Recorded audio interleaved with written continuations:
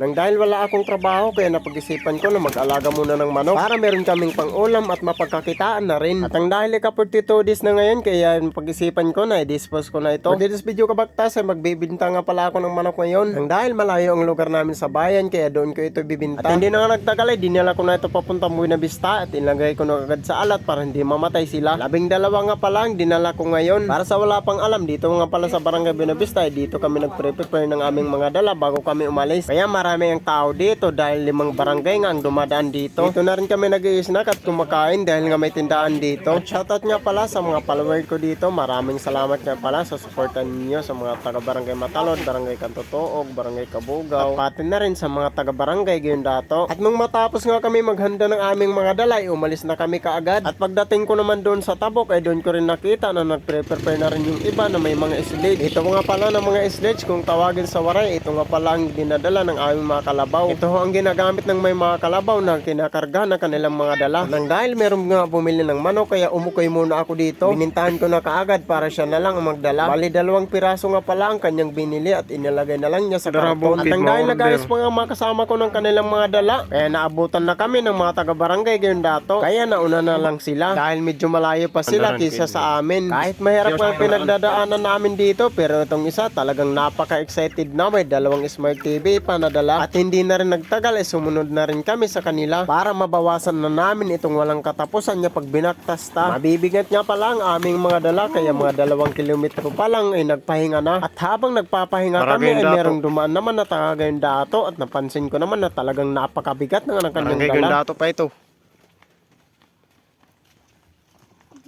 Upat na 5 ka oras liwat na baktas.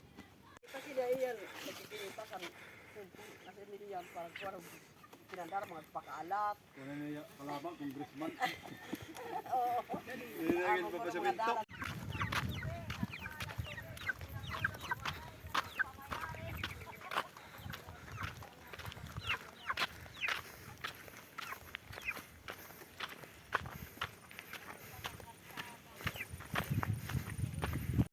Yan na.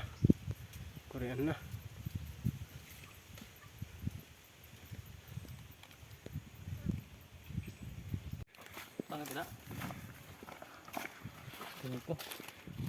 Guys, mao pa yung akulapato niya tanana. Di kaupod namon niya na pagbaktas.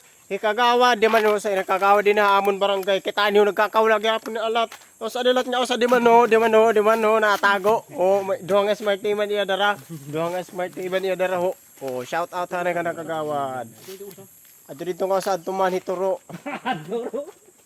Turo, ang barangay Bulao sa Norosama. Tapos ano yung anak ni Kagawad. O, kapo daw niya pagbaktas. Ang guys, tara. Baktas na tayo kasi alas 4 na. Ang guys, nabutan kami ng ulan. Ito na naman natatapos ang video ko. Nasa unahan pa lang kami ng barangay Kabugaw. Suportan ninyo. Yan. Like and share na lang ho sa ating video. Bye-bye.